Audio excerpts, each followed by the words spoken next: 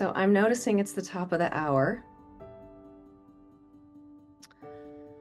and I'll just offer again another word of welcome to everyone. I know we're still bringing people in from the waiting room, and as you're joining, if you would put into the chat your name, where you're joining from, and just an invitation as we are all coming into this space to just take a minute to be wherever you are.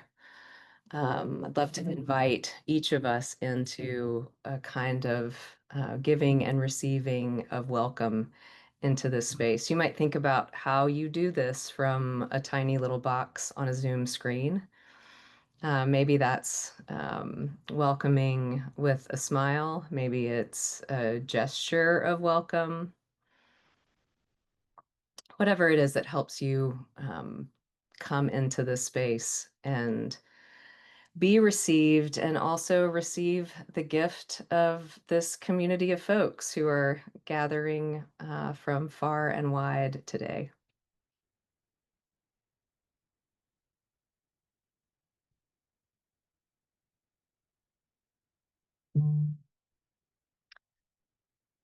This conversation is being recorded today so that we can share the recording both with those of you who are part of the conversation today and also with others who registered for the call but weren't able to join us for the live version. So again, welcome to everyone who is here. Welcome to those of you who are still joining or who will join after these words of welcome have been shared. And welcome to those of you who are experiencing the recording at some time after today.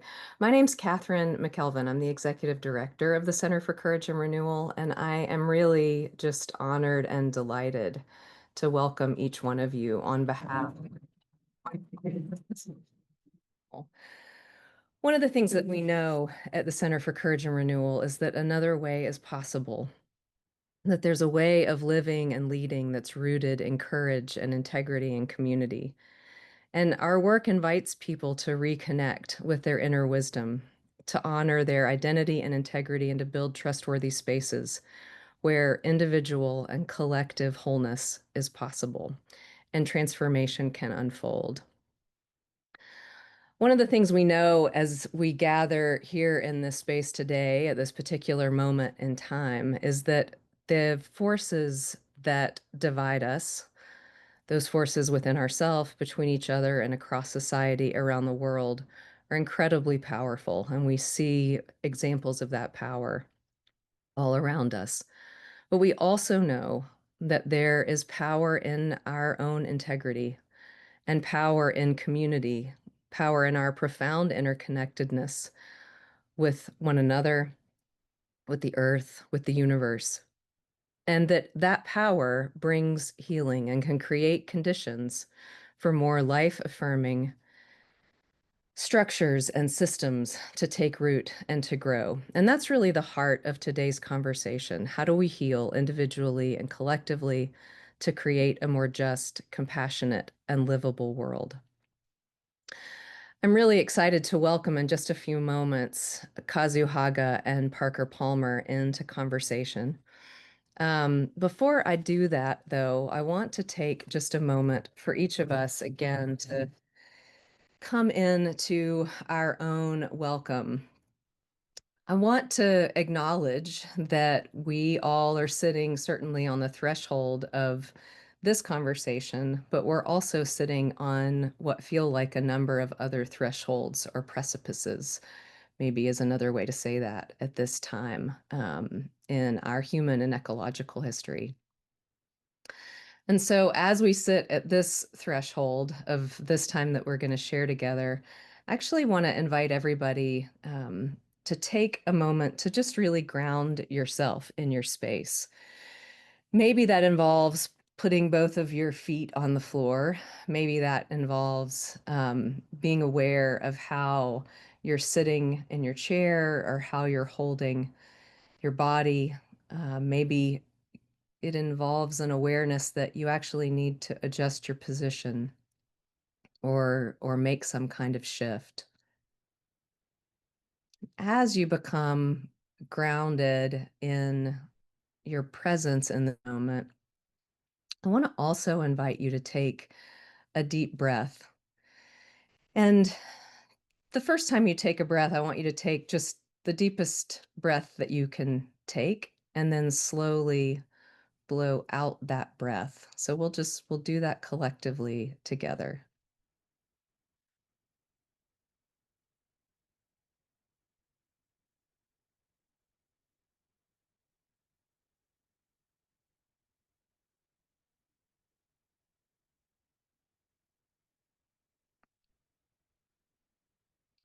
I want to invite us into a second breath. And this time on the out breath, I'd like you to pay special attention to trying to hold that out breath as long as you can before you take your next in breath. So we'll hold another moment of quiet with our breath.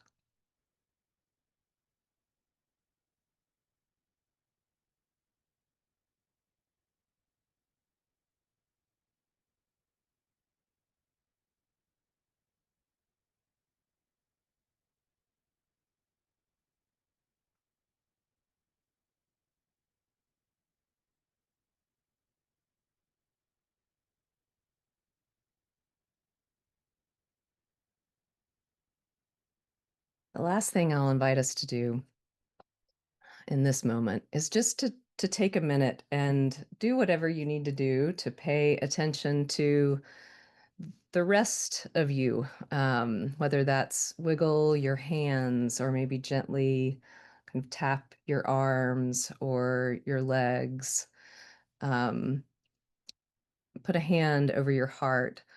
Whatever kind of physical movement might also welcome all of the parts of yourself. So we'll take just a minute for that welcome.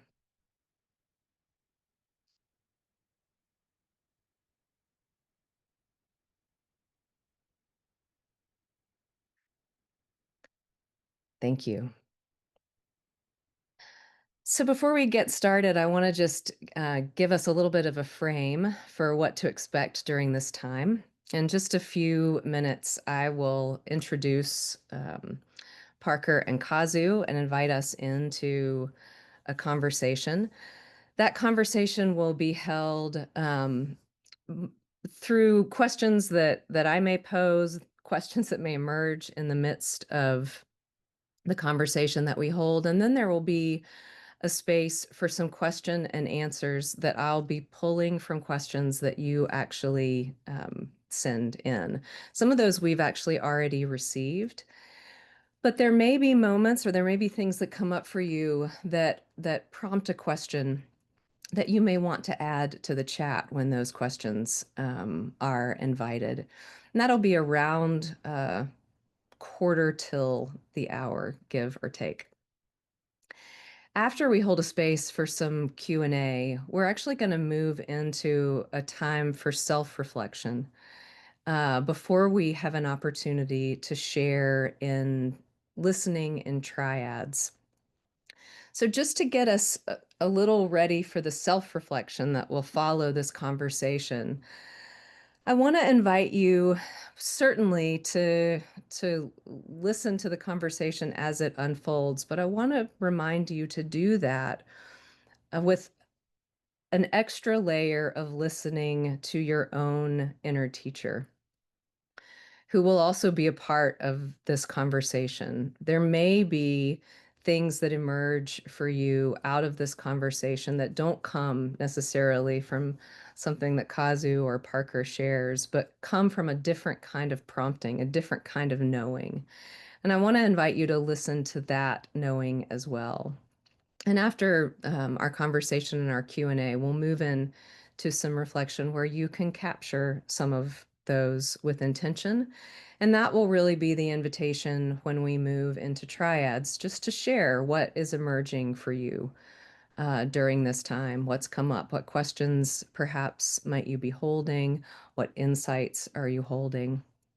And during those triads, we'll have an opportunity just to share those reflections briefly, be listened to and heard. I'll give instructions for those triads again when we move into that space, but just to forecast a bit where we're going from this time.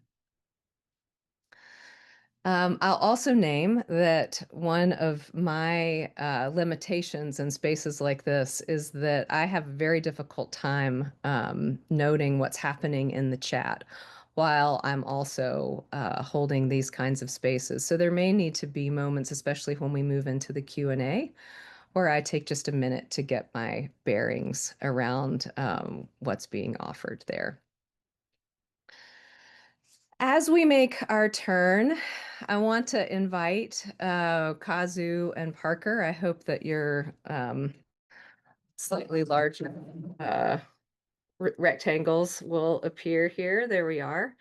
I'm really excited to welcome each of you. Kazu, of course, is the author of Fierce Vulnerability, Healing from Trauma and Emerging Through Collapse, and has been a practitioner and trainer in nonviolent social action for decades. Parker is the author of A Hidden Wholeness, The Journey Toward an Undivided Life, which actually has a second subtitle, Welcoming the Soul and Weaving Community in a Wounded World.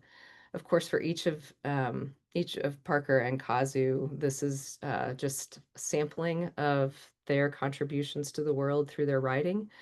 And we're really grateful to have each of you here with us. Both of you bring an incredible depth of wisdom and also lived experience that have inspired a lot of us who are in this space and others who are on the path of inner work and social change. So thank you so much for joining us in what I think promises to be a rich, honest, and very necessary conversation. I actually want to begin our time just by acknowledging the fact that, you know, all of your writing does come out of lived experience. And that's actually the place where I'd like to start, is in asking you to just reflect on your own stories and maybe to think about a time where you realized the connection between inner work and societal change was inextricable. Something that happened that let you know about this connection deep in your bones. And just whatever comes up for you. It may be a memory, it may be an image, but I'd love to have you share just out of your own experience about just your own story around that intersection. And I'll invite whichever one of you feels led to speak first.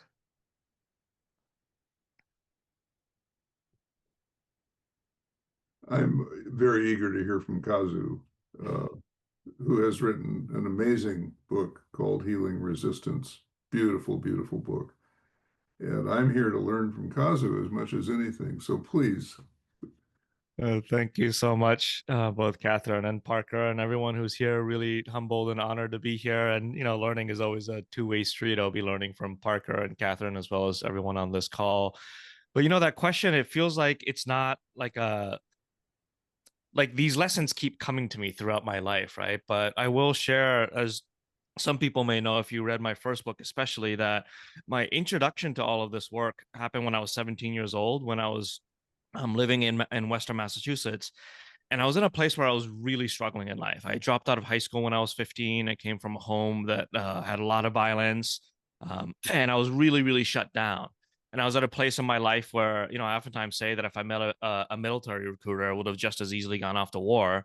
Um, but luckily for me, I met a group of Buddhist monastics who are really committed to nonviolence and social change. And they were organizing a walking pilgrimage. They were going to walk from Massachusetts down the coast to New Orleans.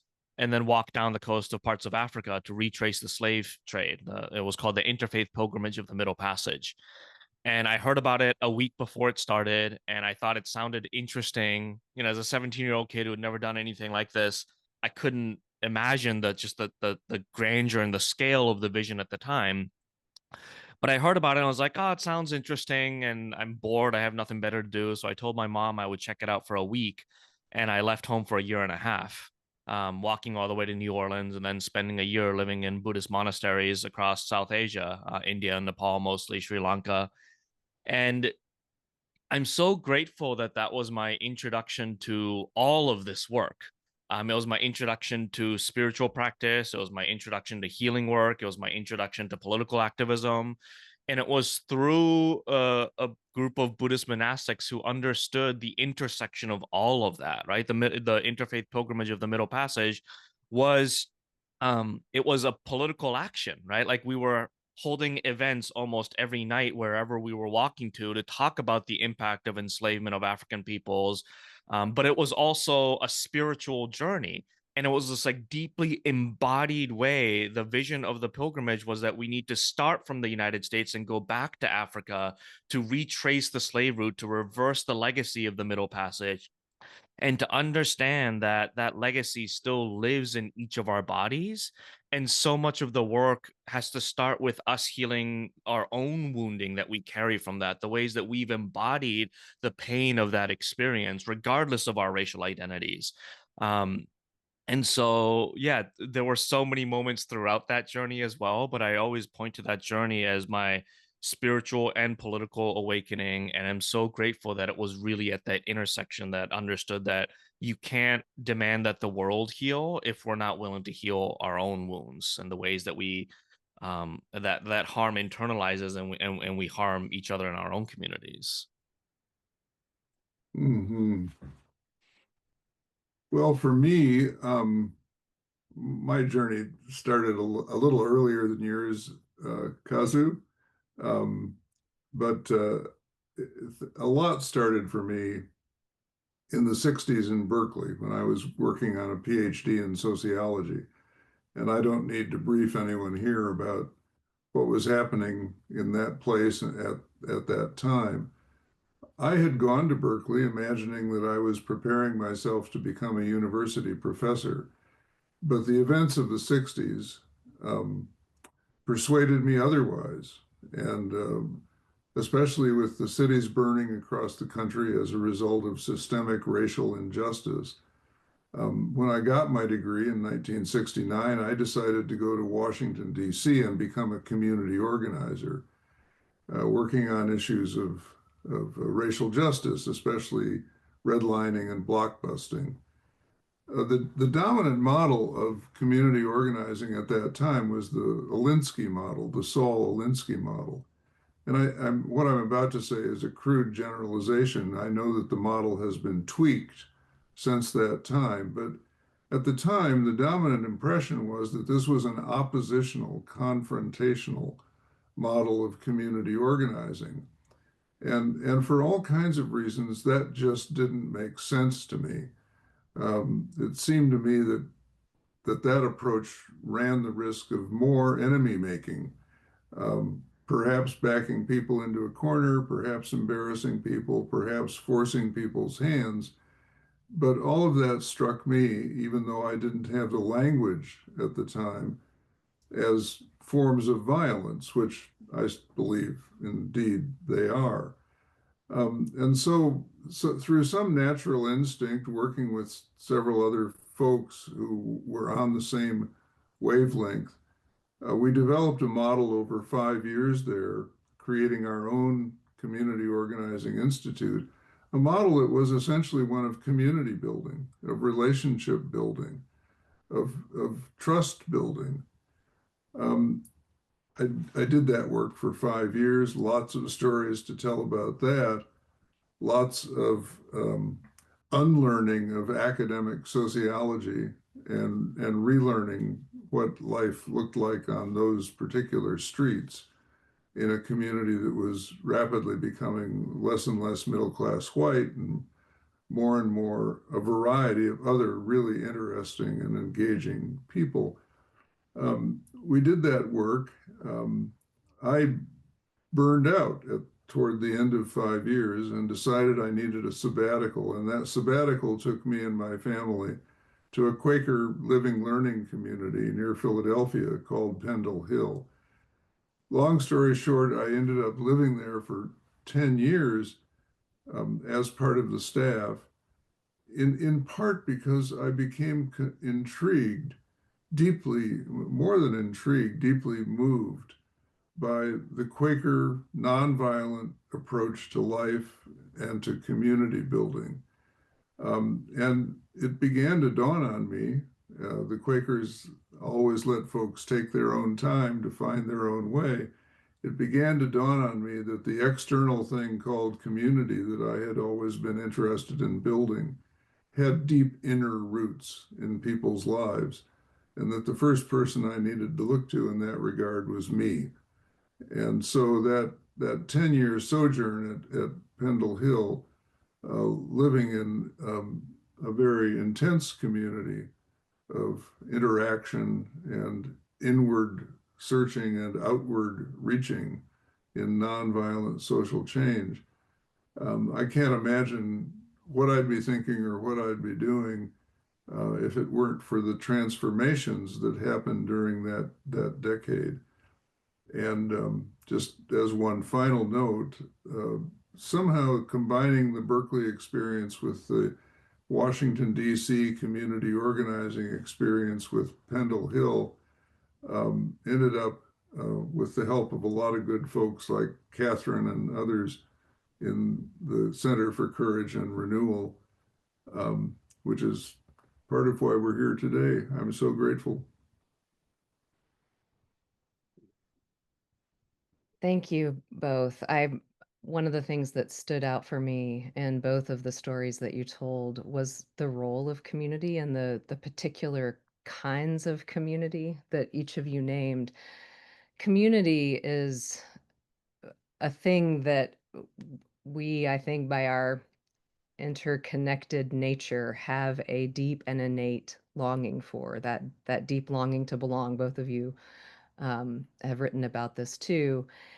And yet, not all communities invite the fullness of our belonging. A lot of communities invite um, our membership only, with fragments of ourselves or parts of ourselves, and those kinds of communities tend to replicate the kind of harm of division and brokenness that some of us in activist spaces tragically find that the very things we're trying to change or to reimagine end up being the same systems that we fall into ourselves. And so I wonder um, if you could speak just to the difference in the kinds of communities that you both are naming as life-giving spaces, as spaces that make room for new possibilities, that hold difference, that hold grief, that can hold joy, all of those kinds of things. What does that kind of community require of us? And especially, what does it require of us when things are difficult, when things are hard?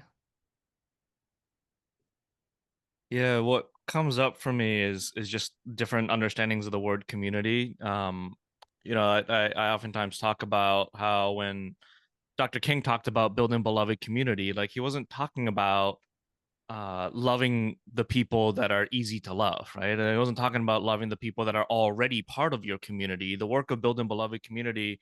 Another civil rights elder and activist has a beautiful quote that says, "When my brothers draw a circle to exclude me, I shall draw a larger circle to include them." Right, Polly Murray. And I think building beloved community, which I think is the ultimate goal of community, is building a world where we recognize that we are interdependent and that the universe doesn't weave separate webs of interdependence based on our political affiliation. And this idea that I belong even to the people that I consider my greatest enemy, as difficult as that is, I feel like in some ways that takes a depth of spiritual practice and maturity to hold that level of community. Either maybe a either and or like spiritual practice to get out of the like the delusion of my ego self that I'm somehow an independent self, as well as a lot of my own trauma healing, right? Like the internalized pain and the trauma that tells me that I am alone, and that continues to build this like delusional perspective of the world around me. I think if I work on those two things, the spiritual and the healing side of things, then I can deepen into my own sense of universal belonging. Like it's really wild to me how, you know, I know what it feels like to not belong in a way that like it's so much deeper than I ever care to know. Like I have such deep fears of not belonging, particularly from my childhood. And I feel like that is such a universal fear. Like everyone knows what it feels like to fear not belonging. And at the same time, it is a delusion, right? Like we live in an interdependent world. So in the ultimate realities, there's nothing outside of belonging. Like you can't help but we can't help but belong to each other. And yet so many of us have this fear of not belonging. And I think through spiritual practice, through trauma healing work, if I can sink deeper and deeper into my own sense of belonging, then I don't feel so threatened that I have to exclude other people from that. Right? Like if I know that I will belong no matter what, then that knowing allows me to move slowly through conflict, to move slowly through the chaos of the world, and remember that every single person belongs to me and I belong to them. And so I think that's one of the biggest gifts that we can give to the world right now is to do our own inner work so that we know that we belong, so that we don't have to threaten other people's senses of belonging. Yeah, thank you, Kazu. I think for me, Catherine, I want to say a few words not only about forms of community, but also attach the word spirituality to this, because I think those are interwoven threads in everything that we're talking about. And certainly in Kazu's book, those threads of inner and outer life get woven constantly, page by page. Um, so I've long understood spirituality in the following way that one's spirituality is whatever way one answers the eternal human longing to be connected with something larger than your own ego, right? That's your spirituality. Um, and that conforms, I think, very much to what Kazu was just saying about the loneliness of being human, and yet the inexorable fact that we are connected with one another on every possible level of life. Um, but the point is about that definition, which I like because it's value neutral. Some things we get attached to are toxic and evil. The Third Reich was a form of community that gave people an identity that they were losing on the historic stage at that point in the development of German society. And manipulative leaders seized upon that existential loneliness and that sense of alienation and that sense of having been put down by the world and persuaded people that they were the world's greatest and had the right to crush anybody that they chose to crush. Uh, no problem agreeing that that's evil. And I at least have no problem looking around me in the United States today and seeing something very similar going on. Um, there are other forms of community or of spirituality that result in a community that leads to the places that Kazu is pointing to. And for me, what 10 years in a very focused, intense, intentional community did was to grind away at all of the things in me that create obstacles to really embracing the fact and feeling the fact that I am connected with all being.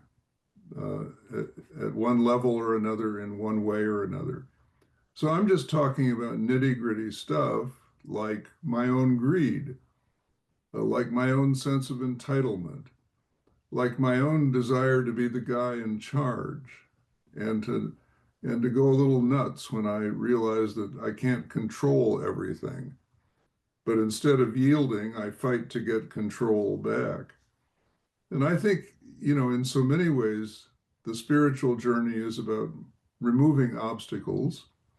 And the community that I'm looking for, and blessedly have been able to find in a great many ways, is a community that refuses to let me get away with all that nonsense.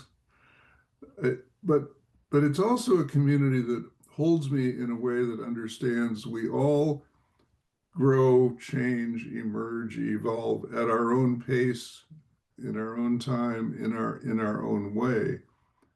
That doesn't mean you make life easy and say, well, whatever you want, just go ahead and do it. But it means that you understand that what I'm talking about here, what we're talking about here, has to grow from within. And you attempt in community to create the conditions where people hold each other in a way that allows that to grow from within. I think the circles of trust that we um, hold in the work of the Center for Courage and Renewal are one example of that. Kazu lives in an intentional community in Oakland, and I'd love to hear more about that if that seems appropriate to him. But I think that these ongoing forms of community that maybe they get seeded for people in circles of trust or similar experiences, but they have a sustaining power that helps us keep working on to remove the obstacles that keep us from embracing these secrets hidden in plain sight, the secrets that could save us, really, and that we need to start opening our eyes and see. Thank you for that, Parker. Yeah, and just real quick, I have what's probably my greatest privilege in the world. I live as a resident of a community in Oakland, California called Canticle Farms. And we're an intergenerational, multiracial, 11 homes, about 40 plus people, diverse across every spectrum you can possibly imagine. There are people with millions of dollars of inherited wealth and people who are coming up to the United States seeking asylum with nothing but the clothes on their backs, trying to live together in community and trying to share resources, and formerly incarcerated people and indigenous people and elders. And I have a 13-month-old child, and we also have there's another child that's 7 weeks older than her, and another one that's 6 months older, and a 3-year-old and a 5-year-old. And it's really giving me a real sense of what's possible when we invest in community. Like, oh, I don't need to work more so that I can afford childcare.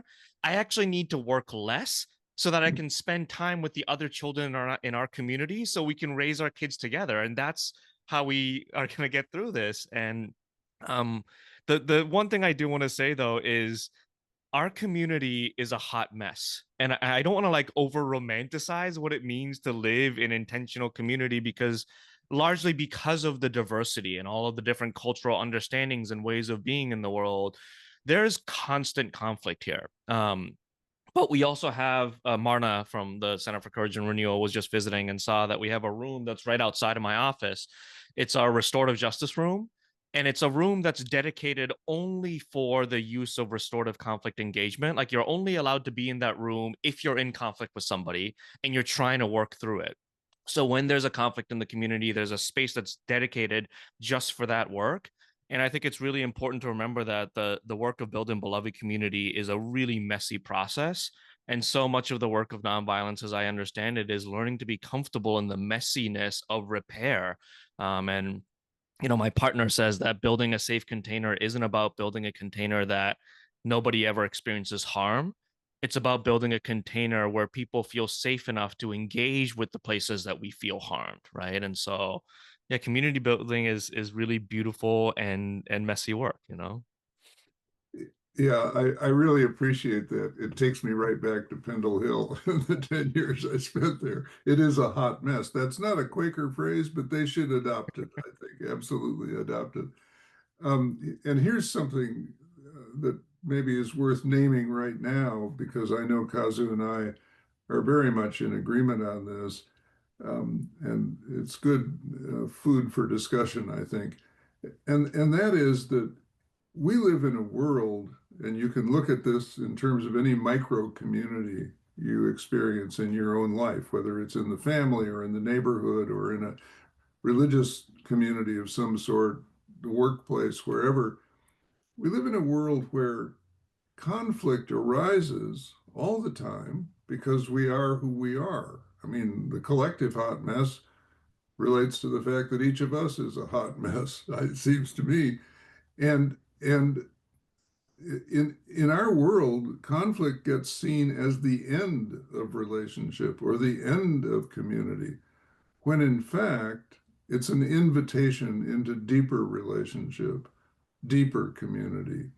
The conflict should be read in a kind of homeopathic way. I mean, it puts the finger on the very thing that needs to be healed in me, in you, between us, in the space between us, so that we can move ahead into deeper relationship. And I love the idea of a room dedicated to that purpose, and that carries with it a kind of purity of intention. I'm really struck by the importance of that at every level of life. I haven't seen that room, but I imagine it's a place that holds the kind of container that probably includes beauty and um, comfort, a kind of energetic field that's conducive to reconnection and reparation and healing. And I know that creating those kinds of intentional spaces, the kinds of intentional spaces that we try to create with circles of trust, as Parker has mentioned, often well, and Kazu, you write about this too in Fierce Vulnerability, the way that we contribute to a kind of energetic field, and the way there are lots of contributions made to energetic fields that really do affect what's possible in those spaces. And I I wonder if we think about that in the inverse, what are things that we could remove from spaces, take out of the energetic field that we might consider like normal or you know just sort of necessary elements that would make the kinds of spaces, the kinds of communities that we want to inhabit more conducive for healing, for holding the tensions that give way to deeper possibility. I wonder what comes to mind around that thought. The first thing that comes to mind for me is just walls and boundaries. You know, like if you look at natural ecosystems, there are boundaries, right? There are rivers and there are mountains, but there are no borders. And while boundaries, keep some species over here and some species over here, there's also plenty of species that are able to cross boundaries and bring messages and gifts from the other side. And then I look at, I was just recently speaking at a conference of educators in California, and in California, they're trying to introduce what's called the community schools model, which centers the school as the center of a village and has deep relationships with government agencies and community mental health centers and community-based organizations and faith communities, and really trying to break down the borders of like the our parking lot ends here, here's our fence, so inside here is the school and outside is not the school. And I think the more we can break down those understandings of like the silo based thinking, Yeah, the more we can welcome, I feel like so much of the work we need to do is to relearn from natural ecosystems and the way they build things. And like sometimes boundaries are important, but as you know, my friend Prentice Hemphill says, boundaries are the distance at which I can love both you and me. It's actually a tool for relationship. We think of boundaries as like, here's my boundary, and you stay over there and you stay over there, but it's actually the space that is required to stay in good relationship, right? It's a tool to maintain relationship. So yeah, how can we understand that boundaries are sometimes important, but borders are not natural and they don't exist in the natural systems? That Kazu, that reminds me of Rainer Maria Rilke's great definition of love, at least one kind of love, where he says, love is this, that two solitudes border, protect, and salute one another. Mm, So it's not this entanglement always. It's that capacity to stand at the boundary of another person's solitude, to salute it, to honor it, to bless it, and not to go away. I think that's a big piece of what this kind of love is all about. And in response, Catherine, to another kind of response to your question about what can we remove, um, I think I think that one of the things we've tried to do over the years in circles of trust is to remove the instinctive habit that when you present a problem to me, I have to fix you, save you, advise you, or correct you as my first move. And by prohibiting those behaviors, not only as a first move, but as a second, third, fourth, fifth, sixth move in circles of trust, we create a space where people feel enough trust to continue to have a deepening conversation with themselves in front of each other. And I'll put some real world flesh on that idea, not only by referring to circles of trust, but there's an old Quaker practice that I've always loved that I learned about during my decade at Pendle Hill. So Quakers meet uh, regularly in what they call um, meeting for business. The technical phrase, interestingly, is actually meeting for worship on the occasion of business, which really ups your game if you think about what Quakers might mean by that, since meeting for worship is sitting in silence and listening for leading. Meeting for worship on the occasion of business doesn't mean you stop talking or don't do business, but it means you approach from a different level. And Quakers often have, like all human beings, have contentious decisions, contentious issues before them, and decisions to be made. Frequently in a Quaker meeting, a week or two before that meeting for business around a contentious issue, there will be a threshing session where people come into the room, they sit in silence. The clerk announces the focus for this threshing session, and they proceed to toss stuff up in the air without responding to each other. Each person says where he or she is on this issue, walks around it a bit, sits down, someone else does the same thing, but there's no dialogue in that meeting. Threshing, why? Because you're separating the wheat from the chaff. It's tossing it up and letting the wind blow it where it may, and some falls to the ground and some blows away. Time after time, I've experienced that sequence of a threshing session followed by a week or two later by a decision-making session as bringing real clarity to this decision-making session. It's very interesting what can happen when people just feel like, okay, I've said my piece, I've been heard, I've had that opportunity, and some stuff has blown away since we did that, and I'm now ready to see if I can join consensus around the issue. I'm looking at our time, and in just a minute, I do want to turn to questions that may be accumulating among those who are listening. But before we do that, um, Kazu, one of the things that you write about in Fierce Vulnerability that really captured my imagination, it just felt just exactly right, was that when we are in a time where violence is escalating, collapse is escalating, all of these things that activate our fear and that increase suffering, we have to escalate the antidotes. And so escalate, and one of the things that you name in terms of escalating the antidotes is a question around, is it possible in times like this, or how, must we act or be in order to escalate our capacity for open-heartedness? Parker, you talk about the two different ways that hearts can break, and that it's possible for heartbreak to shatter and to harm, but it's also possible for heartbreak to open.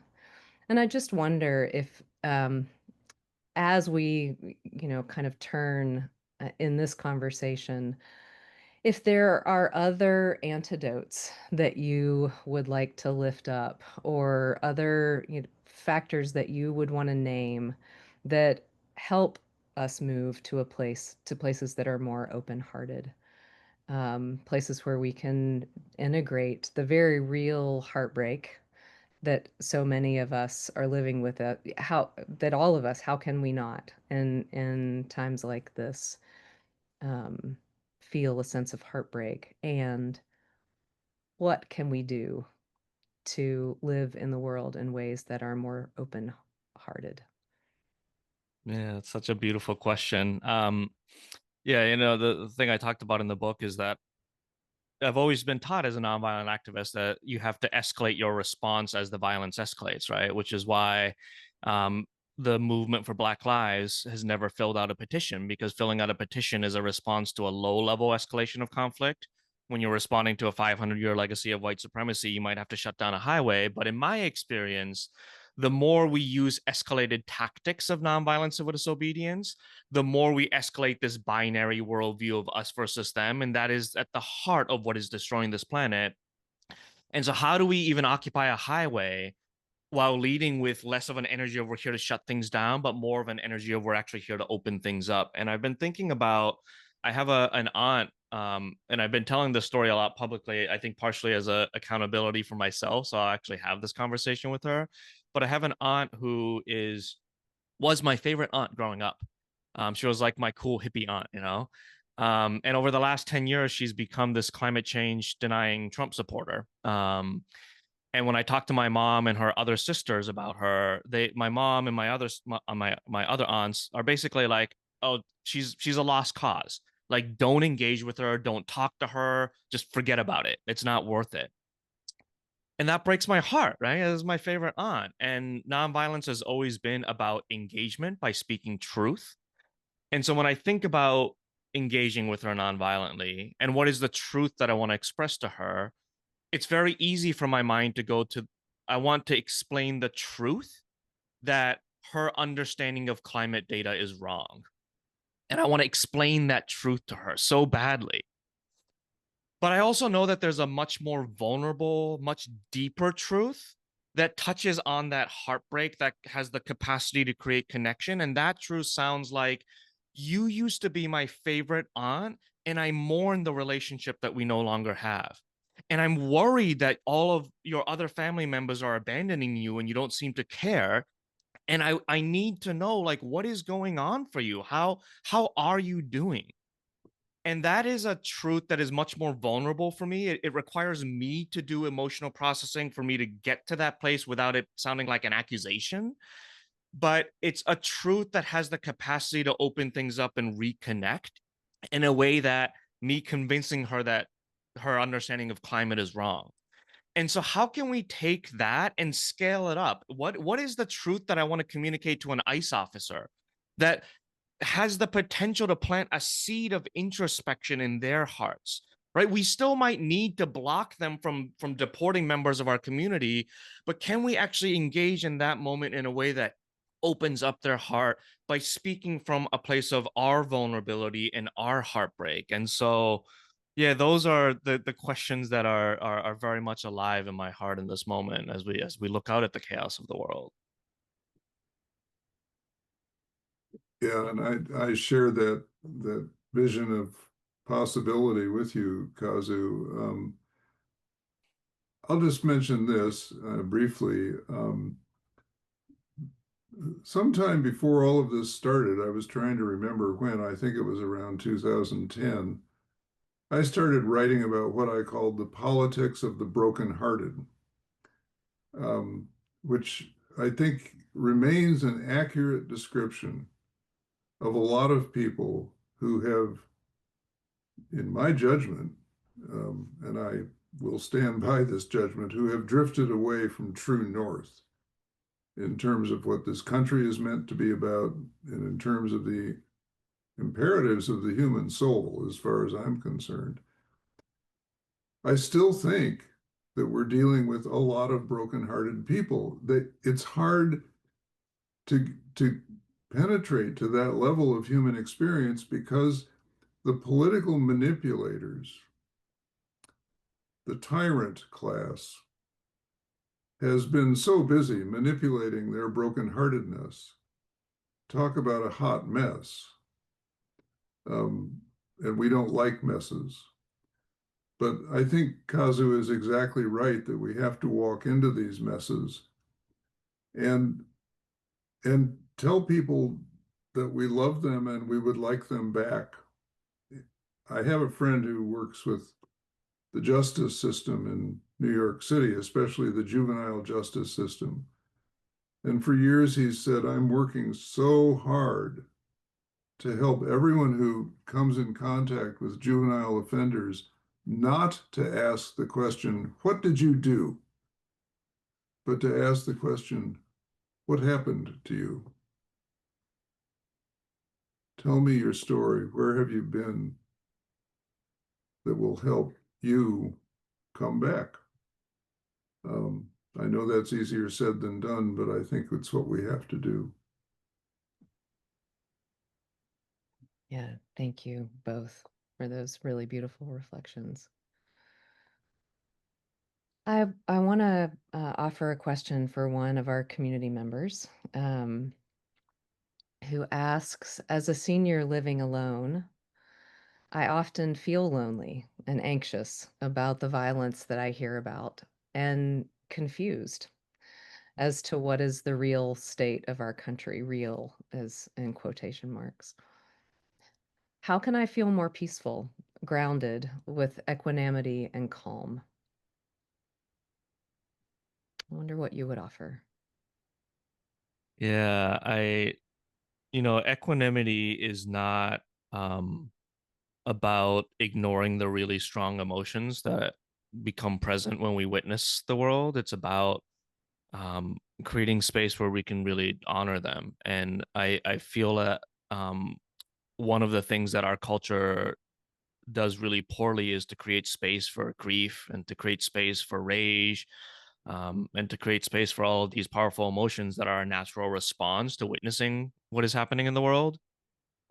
And so, I remember years ago, I was in Southern California when the school shooting in Uvalde, Texas happened, when dozens of young children were murdered. And I was facilitating a workshop, and then I had to go to a speaking engagement and then a work retreat, and I was just busy. And so I couldn't really allow myself to process it. And when I got home, I noticed my body was just like frozen. And I realized that part of it was because I hadn't allowed myself to grieve this news of dozens of children being murdered. And so I actually sat in my bed and looked up the story of every child that I could find that was murdered, and looked at their faces and printed out their pictures and put them on my altar and just allowed myself to cry. Um, and it wasn't fun, but it was necessary for me to release some of those frozen emotions. And so I think it's one of the things that I really urge people to invite people into is like, how can we create space to honor um, the real feelings that come up when we look at the news and not turn away from it and not get debilitated by it. Um, it is challenging when you live by yourself because I feel like so much of this work is supportive when it's done in community. But sometimes it's actually helpful just to be alone and allow yourself to feel what you feel. And so, equanimity isn't about numbness, right? It's not about repressing these feelings, but it's about allowing yourself to feel them and not get shut down by it. So yeah, that's my invitation. Well, so much I'd like to say about this very moving, for me, touching question at age 86. I think I get it, um, because I too wonder every day about how to stay in the game and even what the game is about, and especially the fact that it's not a game at all. It's life and death. Um, I I have this personal definition of hope, which is that hope involves staying acutely aware of the difference between what is and what could and should be, and each day doing something, whatever that might be, to try to narrow the gap and to value tiny steps and to value what's within reach of you and your life as the place to take those tiny steps. I have a wonderful friend named Greg Allison, a black theologian at Candler School of Theology at Emory University, um, who has always, from childhood onward, wanted to change the world. And one day, when he was a kid, sitting on his grandmother's front porch in Georgia, his grandmother said, Greg, you can't change the world, but you can always change what's within 3 feet or so of where you are. And so in his workshops devoted to fearless conversations, he hands out a tape, 3 feet, and says to folks, take it with you everywhere you go. And when you think there's nothing you can do, see what's around you within 3 feet or so. Sometimes that's on a Zoom call. I'm within 3 feet of this screen. Sometimes that's the kid next door. Sometimes it's visiting someone who's even lonelier than you are. Um, and I'll just say one more thing. It occurred to me some years ago, and I'm sure this has totally screwed me up. It occurred to me some years ago that I was hearing a lot of people talking about the absolute importance of getting centered.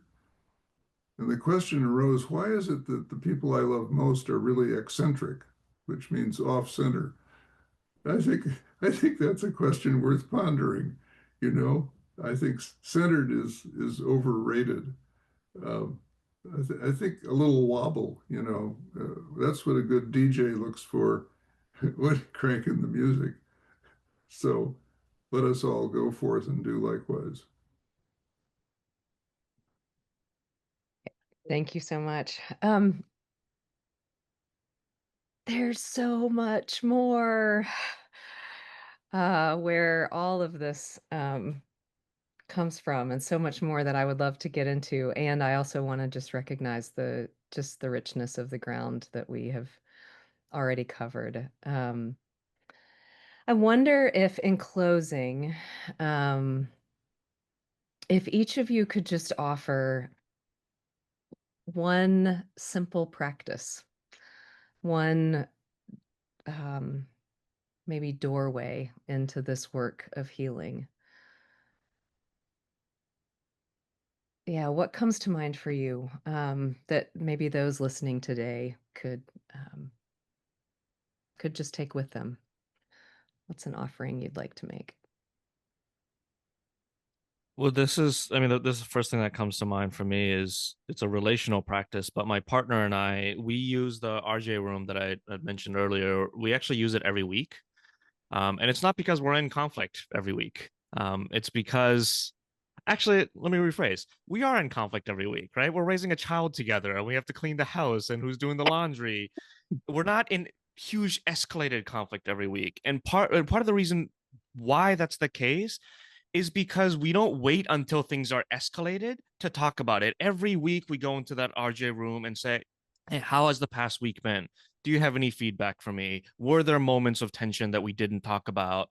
And I think to not wait until those conflicts pile up to deal with it, because you know relationship is a constant practice. And if you have a meditation practice, if you're not doing it every single day, if you have a karate practice and you're not practicing multiple times a week, you lose the capacity to engage with that when it really matters most. And so, um, to find small ways, like relationship is a practice, right? Healing is a practice. And not waiting until you have to go see your therapist or you have to go see a mediator, but finding the small ways that you can um, invest in it every single day as an ongoing practice, so that you're not waiting until things get so heavy. Yeah, I like that a lot. And I'll just say a couple quick things. One is that um, when I was dealing with a deep, deep bout of depression some years ago, a therapist gave me very wise advice to keep a journal of small things. I was in no state at a time to keep a discursive journal where I would write pages about my experience. I just wasn't there to do that. But what I could do is to write down, today I was able to ride my bike for 10 minutes, and today I got up at 10:30 in the morning and actually managed to raise the shades. And the next day I'd keep another journal and find that I rode my bike for 12 minutes and I got up a little earlier. It was up and down, it was sawtooth, but the overall pattern was upward. And the journal of small achievements, small successes, convinced me to keep a journal like that, at least mentally, for the rest of my life. I no longer ask, you know, what new book can I write or what new prize can I win, whatever that stuff may be. It's like, can I keep putting one foot in front of the other in a small way that adds up to a lot of steps over time? So I really, really commend the belief in small things, the belief that we're not called as individuals to solve all of this, but we are called to be faithful to our best instincts about doing something that gives life rather than death.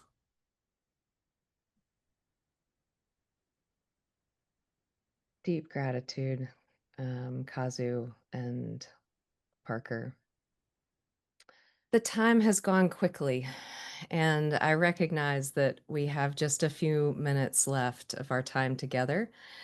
And so I want to invite each of us, and I'll ask Parker and Kazu to speak this out loud in just a moment, but I'll invite this question from for everyone, and you may want to put your answer in the chat. I just wonder if there is a word or a phrase or an image that has surfaced for you during this conversation about the intersection of inner work, community, personal wholeness, societal wholeness, that you would just lift up.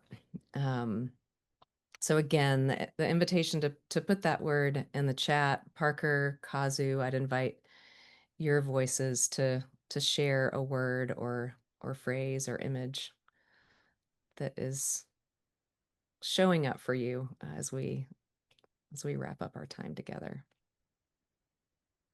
I really loved when Parker, you said something about I love you and I want you back. And if we can just hold that as our goal versus some piece of legislation or some policy change, but like I want us back together again, I thought that was really beautiful. Well, I think the most appropriate word for me to say right now is simply amen. Mm, amen. Well, Parker and Kazu, just deep gratitude to each of you, just for your incredible generosity in this conversation, for the courage that you embody in your life and in your work, and the depth of your insights. It is a joy to be with you. And I will say that joy is one of those things that I am trying to make a practice of leaning into, especially during these times. So I'm deeply grateful for the time that we've shared together. I am deeply grateful to each person who has been a part of this with us. Again, um, time is a bit of a construct, and so at whatever point you are joining this conversation, either you've been with us during this recording or you're meeting this conversation at some later time, I'm deeply grateful for each of you and for who you are in the world and for the way that you live and work and go about your lives in the midst of a really challenging and unprecedented time in our human history. We need all of the good work and the soulful being that we can bring to this time. If something in our time resonated with you, I just want to extend another word of deep gratitude on behalf of the Center for Courage and Renewal. Each of you who has been a part of this offered a contribution, a donation that helps support our work in the world, which we know is deeply necessary at this time. And so deep gratitude for your support in that way. And I want to invite you to visit our website. You can learn more about the programs that we offer and how to get involved. I want to invite you to stay connected with us, whether that's through Courage and Renewal retreats that are offered by our facilitators around the world, through our learning community and other online resources. There are many ways to continue this work, both personally and relationally, and collectively. I'd also love to know how you're feeling as you leave today. And so we're going to do one last kind of word fall. And the invitation is just to put one or two words in the chat that describe how you're feeling at this moment in time. And I'll give us a count of 1, 2, 3. And we can use this as a way of expressing gratitude, saying goodbye, however we want to do that. So hold your word in your mind and think about what you might want to offer into the chat. And on the count of 3, you can put that word into our chat. So 1, 2, 3.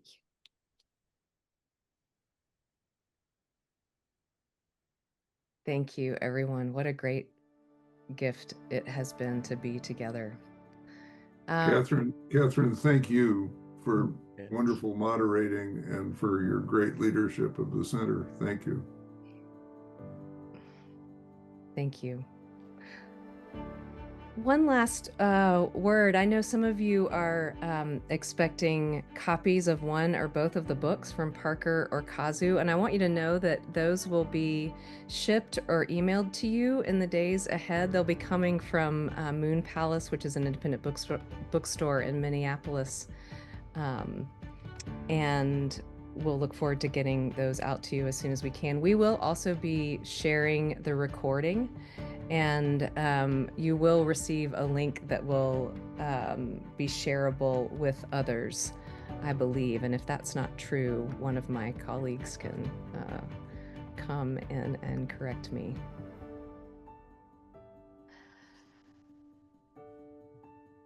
So one last deep thank you to each of you. The work that we are all a part of together is both deeply urgent and also long and generational. And so I just want to thank you again for your presence today and for the ways that you will carry this conversation forward in your own life and in your communities and in the world and into those next generations. So thank you so much. Thank you all. Thank you, Parker. Thank you, Catherine. Thank you, Kazu.